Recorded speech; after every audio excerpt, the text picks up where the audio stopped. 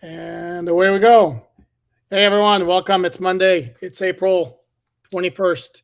We are now 3 days before the 2025 NFL draft. And what are the Miami Dolphins going to do with the 13th overall pick in the first round? Will they make the 13th overall pick in the first round? Will they trade down? Could they possibly trade up?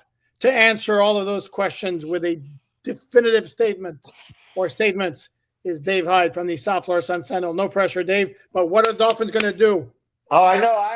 You want me to break it here? What they're going to do? Yes. You know what? They can do anything, I think, and people will say, "Oh, yeah, that's right," because they have so many glaring holes right now in their roster. I can't remember going into a draft where thinking whatever the Dolphins. I remember I was going to use it if I wrote about this story in a column that I was at Gulfstream once, and everybody's horses are coming down the stretch, and everybody's cheering for their horse, and I hear some guy yelling, "Come on, anyone!"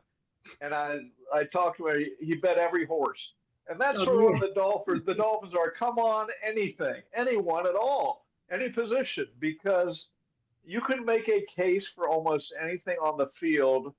My only point is on a roster where, and you could argue back and forth careers, seasons, etc. No Pro Bowlers last year.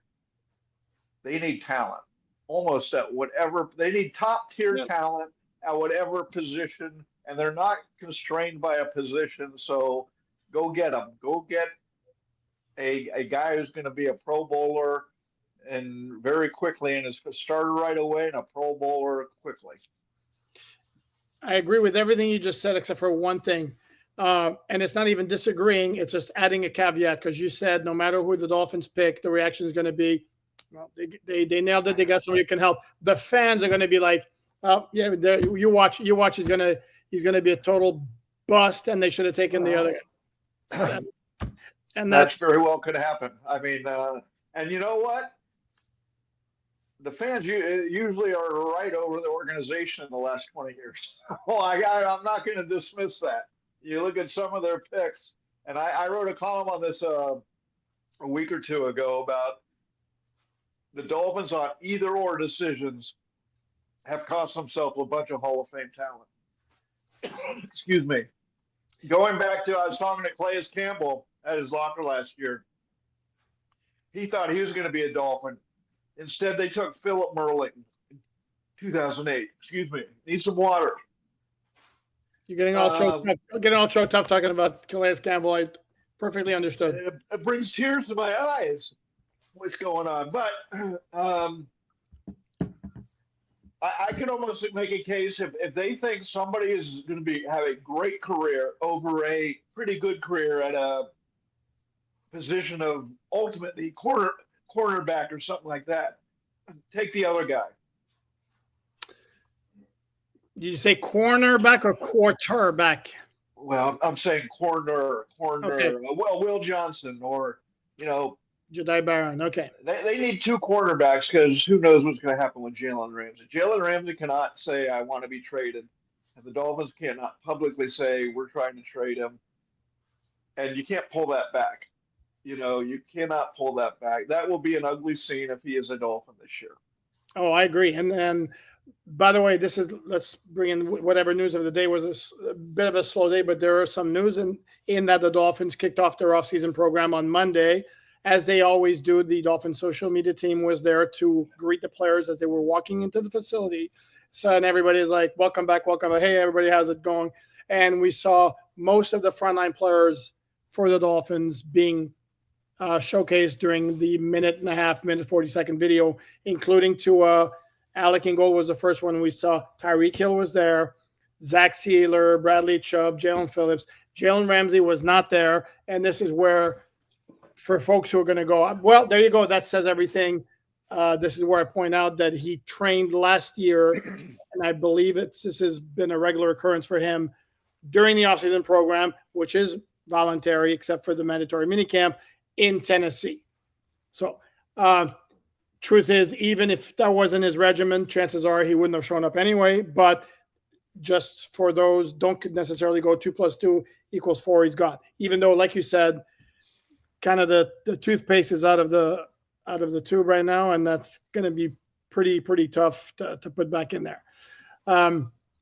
So that was one. The other newsy item for those, and I know the dude had a lot of fans among Dolphin fans. That's Nick Needham, who has signed with the Cleveland Browns. He, to resume his career, will have the opportunity to face the Dolphins, assuming he makes a 53-man roster. And I don't think anybody should assume anything, because the Dolphins are playing at Cleveland again in 2025.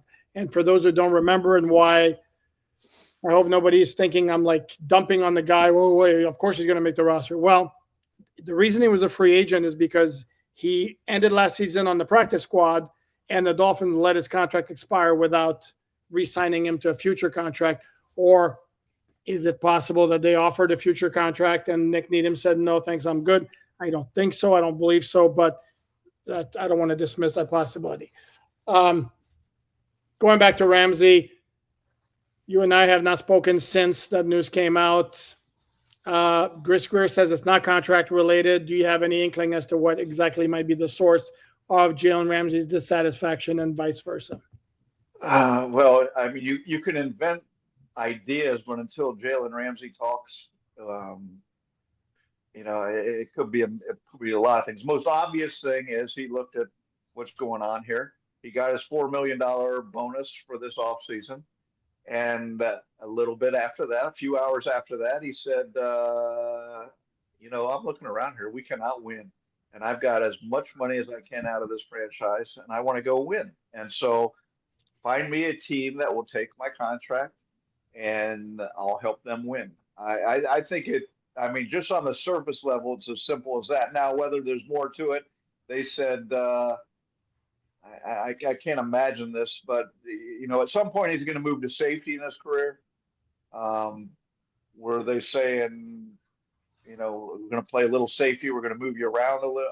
I don't know. I can't imagine that, because they're desperate at cornerback right now. So, but there are other things. Maybe I know Chris Greer said it wasn't money. Did Jaylen go to them and say, I want another contract? Guys are making more than me at cornerback. That better not be it, man. That would be bad. Yeah, I don't know. No one has told me anything. So until Jaylen Ramsey talks on the situation, it's almost irrelevant what happened here. It happened, and he wants out. It went public, and the timing of it. They go to NFL.com, the PR wing of the NFL, with the news. Chris Greer talks that that they're forcing the Dolphins to talk about it, and also to admit we're open for business. So again, if he doesn't get traded, Jaylen Ramsey is to me sort of he's a high maintenance guy inside the organization, not a headache, a public trauma headache like Tyreek Hill, but he's high maintenance in the organization. And you look at, he did the hold in last year. They immediately got him a new contract because they know. He had a hamstring injury. Right. Okay. And then immediately after the contract, all was good. So great recuperative powers. Hey, God bless him for being able to use leverage and make more money. Look at Nick Needham. I mean, obviously two different talents and careers. You mentioned Nick Needham. Nick Needham had a nice career going, suffered a bad injury, and now his career sideways. And the question is, can he just hook on with the team at this point? So I don't blame guys trying to get more money in the NFL. To me, that was always a situation where the Dolphins really were not tough enough organizationally and said, we are not going to give money to a guy crossing the 30-year-old threshold. And yet they did at both receiver and cornerback, two positions where you can go off the cliff. I'm not saying they will, but you can with age. When you had them under contract, both of them for the next 3 years, that's the part that just drives me insane. And if they play hardball because their guaranteed money's done, then you have the option of moving on from them very painlessly. as opposed to what's going on now with either him or Tyreek Hill. It just boggles the mind why the And Dolphins did this. that tells me there has been a shift in power inside the Dolphins this offseason. Last year, everybody got everything. Mike McDaniel wanted. Chris Greer didn't say, well, we're giving money out. This year, they aren't giving money out. They didn't renew contracts, so they alleviated some of the salary cap if they wanted to, and allowed them to go spend money on players. So I think Brandon Shore has been given a little more. I don't know, say so, but Steve Ross must be leaning to listening to him rather than because there's been such a shift in the philosophy in the franchise that there's obviously been a change in the way they're running business. And yet, Chris Greer said last Tuesday that he has not been put on a spending budget by Stephen Ross. So, okay. But the contrast is glaring if you look what's happening in Philadelphia, where on Monday they extended Cam Jurgens, their starting center, with a 4-year contract that averages, I believe it's $17 million a year annually. However you want to play the numbers, that's the way it comes out publicly, and that's where you do the apples to apples comparisons. This is a guy, by the way, who they had in their succession plan for Jason Kelce once he retired. And if you look at it, it's not like 7 or 8 players over the last 2 off seasons where they've extended for big money. The difference is they did that after they went to the Super Bowl in 2022, the 2022 season. The Dolphins did all of that last offseason, the contracts to Waddle, Tua, Tyreek, Jaylen Ramsey, Mike McDaniel as well. I'm not even going to mention Raheem Mostert because Raheem Mostert was a smaller signing bonus at the time for a job well done in 2023, structured in a way that Dolphins easily could walk in 2024. That was different. I don't even count that. But the other guys, again, for a franchise that still hadn't won a playoff game, even though it had winning records in 2022 and 2023. And you see the contrast. And again, it's glaring. If your team has gone to Super Bowl, go ahead, sign a bunch of your key guys to extensions by all means. Not if you haven't won anything, especially if you have guys who have more than 1 year left on their contract. Yeah, self-scouting is something the Eagles do really well. And you look at their contracts, they're always, I'm not sure the Cam Jurgens one, but they're ahead of the curve typically, a year early rather than a year later when everybody realized, oh, that guy, they've already signed him up, locked him up. And self-scouting with the Dolphins, you look at, right now, you look at all the talent that went out the door last offseason. Christian Wilkins, obviously, they were going to sign him once he hit free agency. The time to sign him would have been the year before if they were going to do it. But Christian Wilkins, Andrew Van Ginkel, you got the 2 safeties, Brandon Jones and Deshaun Elliott, Robert Hunt. Now, the point being, the Dolphins gave big money and extended money to the receiver Tyreek and Jaylen Ramsey. Who are you investing in really in your franchise? So you see who the Eagles are investing. These are their pillars. These are the Dolphins' pillars right here. Okay, and look at the headaches. They're investing in the wrong people. I mean, nothing could be more obvious than what's played out this offseason. That right from the end of the season where Tyreek Hill quit and then said he wanted to trade and all the nonsense and bad stuff that's happened with him, and now Jaylen Ramsey wants out, and Yeah, and the other part of it that should be mentioned is that if you look at the Eagles, all of the guys that they re-signed, for the most part, even the only exception I think of is Devontae Smith, all are guys you win with in the playoffs. Most of them are their offensive linemen. They extended 4 of their 5 offensive linemen, Dickerson, Lane Johnson, Mailata, and now Cam Jurgens. They extended Jalen Hurts, who is as physical a quarterback as there is in the NFL. We talk about the tush push. He exudes toughness, the kind of quarterback who can win in the playoffs, and the guy who has performed very, very well in the playoffs. And AJ Brown's as physical wide receiver as there is. And the Dolphins, the guy who all got extensions, what are they? They're all finesse players. And what do they need this draft? trench play. They need Yeah. everywhere you look. They gotta fortify the trenches. Why do they have to do that? Because they put all their money. Look where they put their money, and so it's almost like all their. A couple years ago, when they say the window's closing on the Dolphins, it's closing and it's closing fast, and here we are. And the oddest thing of all is everybody is turning. Knows you're turning. They're turning a page on an era this off season, except they have the same people running everything. So it's very, very. Can I say it's so Dolphin? It is so Dolphin. And Chris Greer resisting the idea that it's a reset or rebuilding or retooling, however you want to call it. And he mentions, like, the frontline players on the team. Yeah, they have some, they don't have a ton, and they also don't have the depth across the roster that a lot of the teams do, particularly the AFC contenders, whether it's Baltimore. Buffalo's a much deeper team than they are. Kansas City's a much deeper team than they are. So this is where I've said this before, this draft should be more about volume than it is about nailing the one guy. Obviously, if you can nail a Hall of Famer at number 13, great. I'd be just as happy, maybe happier, to see the Dolphins trade down, pick up an additional second-round pick, and get yourself, even if the guys are not starters, because somebody brought up a good point that you'd necessarily want to have 4 or 5 rookies starting. But I think you want to have 4 or 5 rookies contributing at least, even 2 or 3 of them starting. For example, the Eagles started 2 rookies at cornerback last year, Cooper DeJean and Quinion Mitchell. Didn't hurt them so much.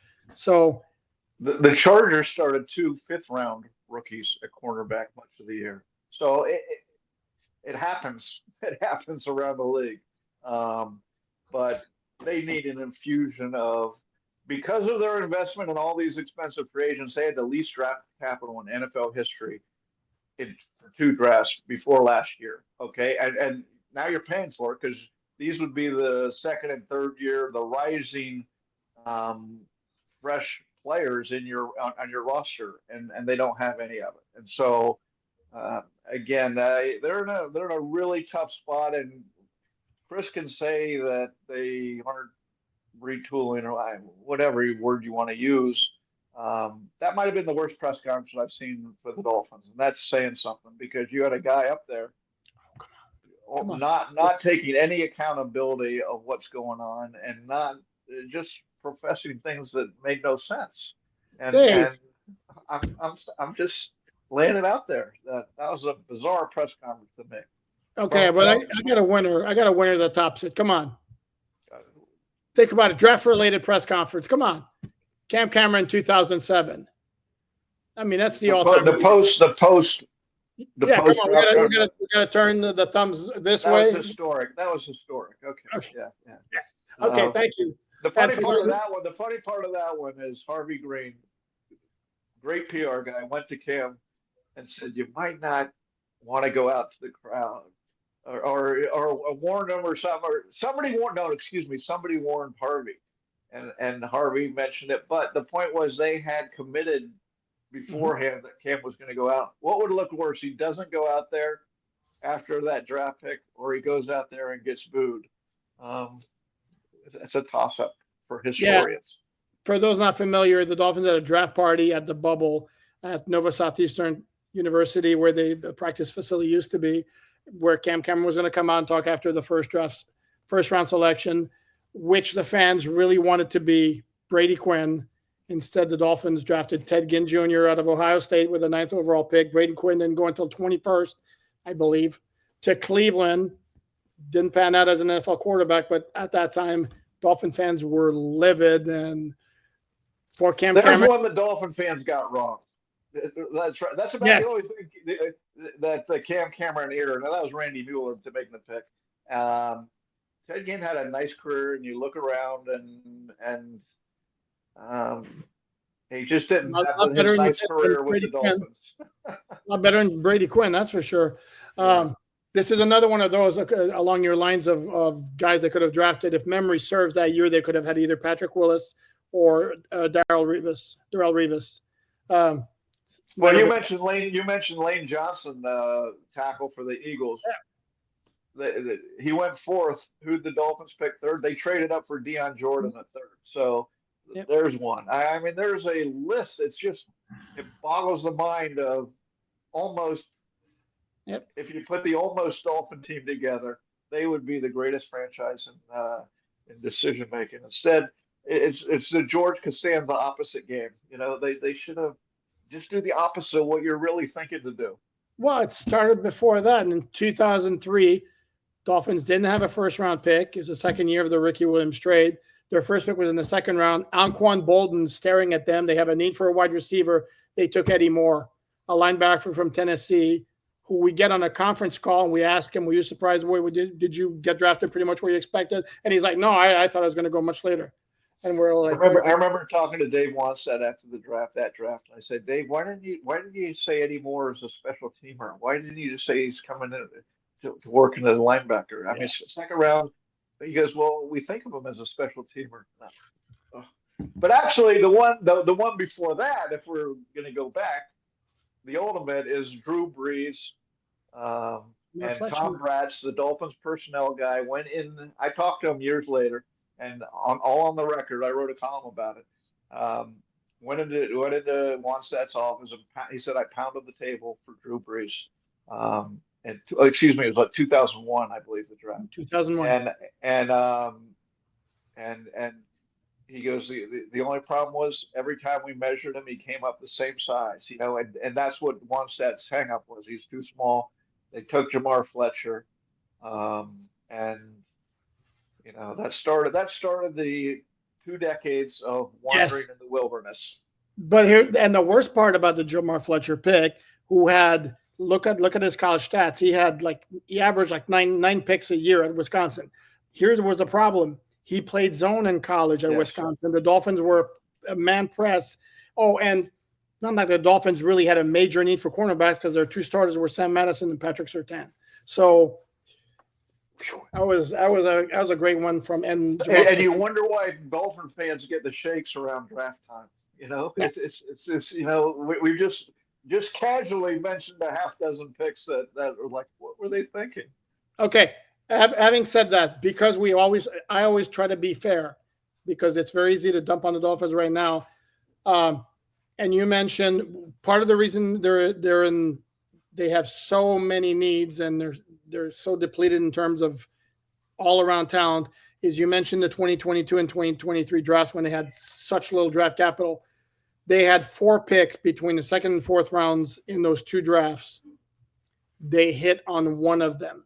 Devon Achane, the other 3, Cam Smith, Channing Tindall, and Eric Ezukama.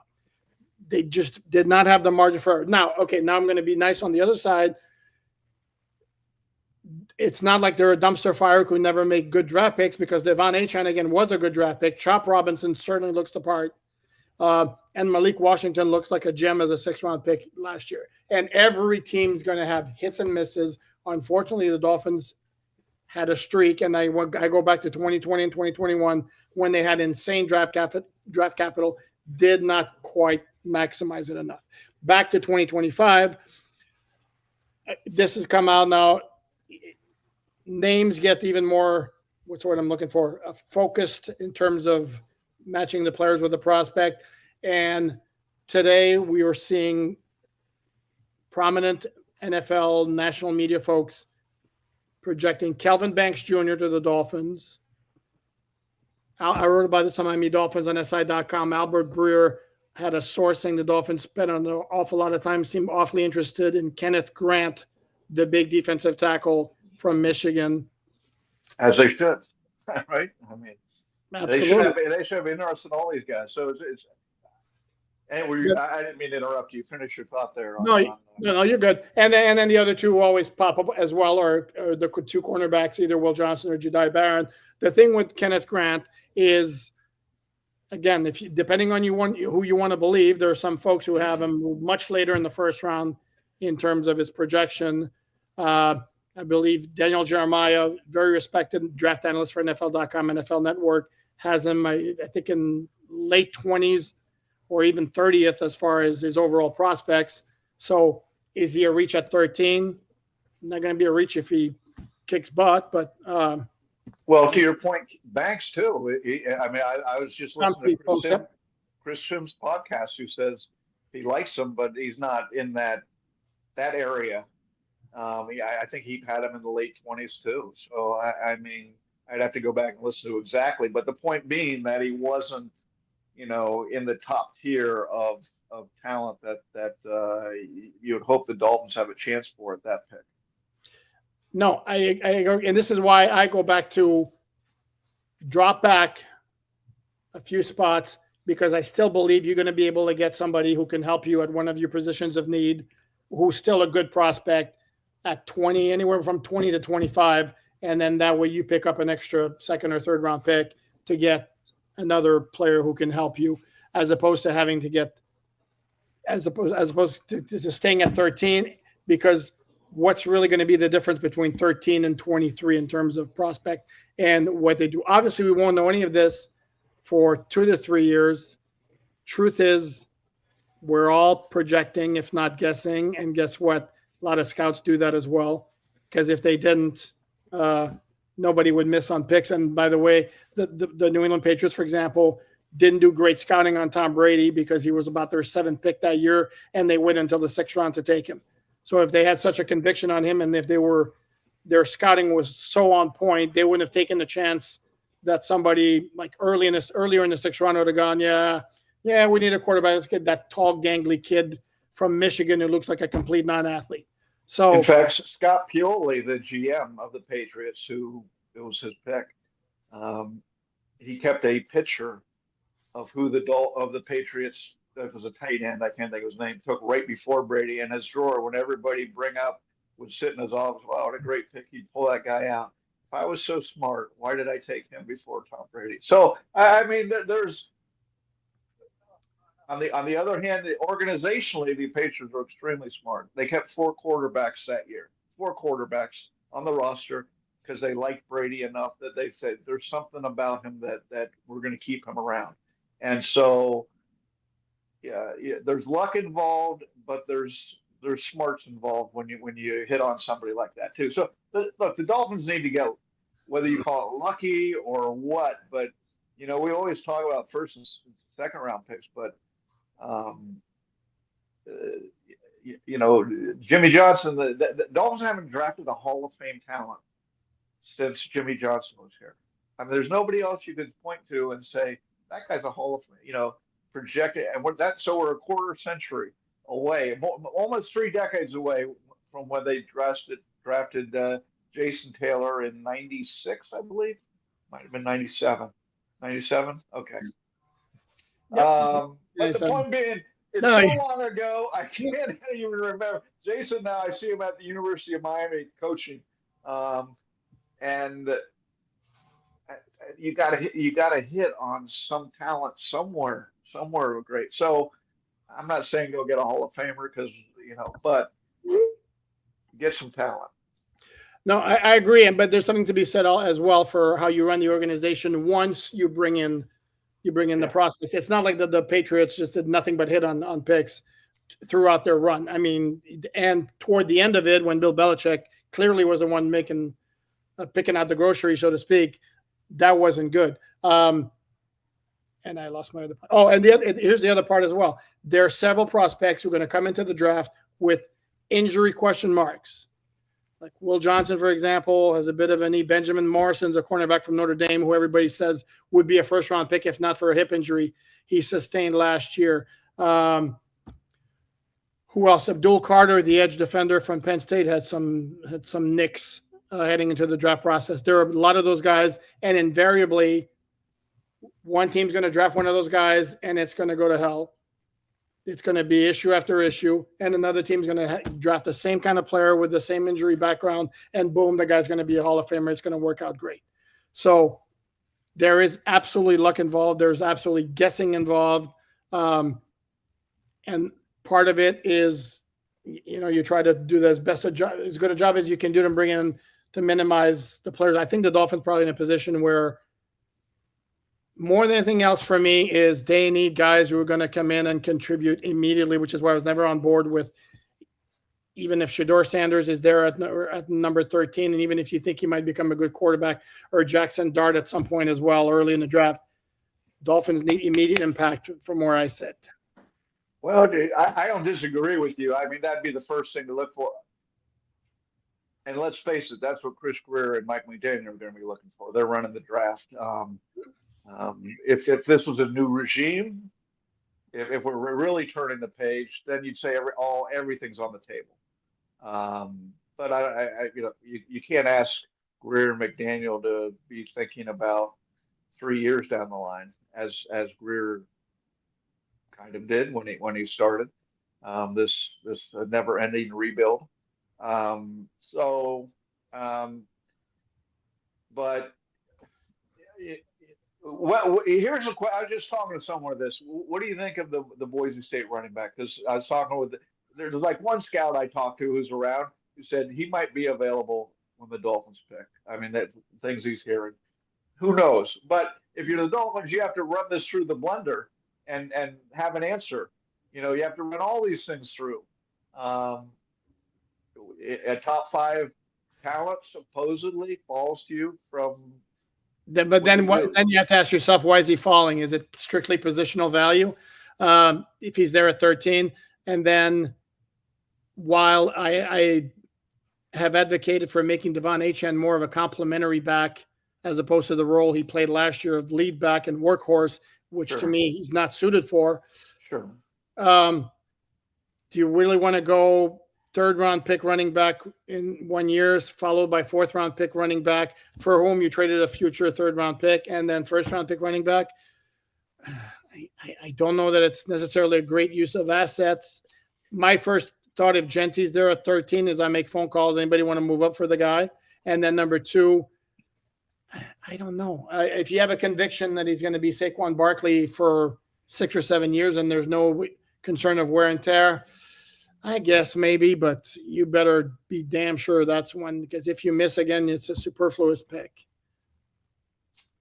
They're going to have, again, 5 positions they can pick, and right.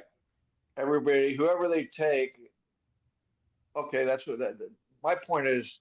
Get the best talent. If he's the best talent, if he's the guy who can, I wouldn't have any. There are 3 or 4 backs in the league who are different. Okay. Correct. And everybody else is variations of the same guy. If you can get one of those 3, if he's one of the, if your scouting says he's one of those 3 or 4 guys, and I don't have a problem taking him. Okay. So is that your prediction? No, that's not my prediction's a cornerback, because I just think that's there. And whether they go with Johnson or the Texas Barron, it really, that's a matter of system fit and what they see behind the scenes with the guy. And this is where behind the scenes matters. We look at the Dolphins. Cam Smith. Everybody saw, he's a physical talent, but that's where you got to do your homework. He didn't do homework. He didn't work. He didn't, Yep. So those are the things we can't answer, because only a handful of people who work with them closely will know. And that's what the Dolphins have to get out. And that's really, when you look at the last 15 years or so, when things have gone wrong, that's one of the things they've had trouble with. I agree. I would be very, very surprised if the Dolphins were at 13 with the choice of either Johnson or Barron, because that would mean not a single cornerback. Well, I'm counting Travis Hunter. Travis Hunter's in a different category, but it would be very surprising to me if nobody other than him as a cornerback went before 13. So it may be that it's going to be stuck with one of those 2. Well, stuck or reduced to one of those 2.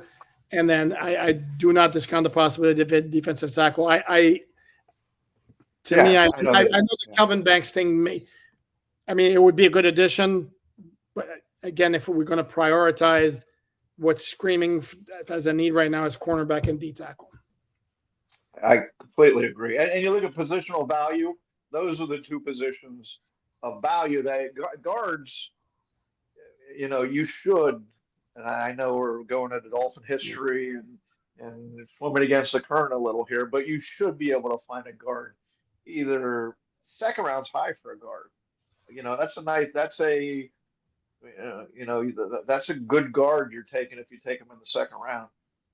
So I completely agree. You took it. You look at what they really need and what is valued in the league. You look at the contracts. Defensive tackle and cornerback would be the pick. Either one. Particularly since McDaniel and Greer, I think you have to be more focused on 2025 as opposed to down the road, as they maybe would be in other situations. So I think otherwise maybe you just go, whoever's the best player at any of those positions, but they're kind of under the gun to produce immediately. So we shall see. So there you heard it. Will Johnson is Dave Hyde's prediction for the Miami Dolphins, pick number 13. I'd be fine with that. From what I've heard, a outside lockdown. You can put him out there and let him run. Now Barron's from what scouts I've talked to and what I read is much more versatile, but not the high end grade that Johnson. So again, to me, it becomes system fit and the personality of the kid that you better get it. You better get the right read on. Yep. And they better nail it. They can't have a bust. That would not be good, especially an immediate bust. So anyway, that's going to wrap it up. Pardon me. Please like, subscribe, all that good stuff. He is Dave Hyde, columnist for the South Florida Sun-Sentinel. You can find his fine work at sunsentinel.com. You see his social media handle at Dave Hyde Sports. You can find my work and that of the Dolphins on SI team at Miami Dolphins on SI. Quick reminder, we have another episode live of the Dolphins Collective on Tuesday night, 8:30 p.m. with TD Defense Talk, Doug Lee Durong, Omar Kelly, and myself, where we'll be not nearly going to be as polite and civil as this conversation was. So, Dave Hyde, thanks as always, and we will catch up after the draft and see how close to accurate we were. Thanks, everyone.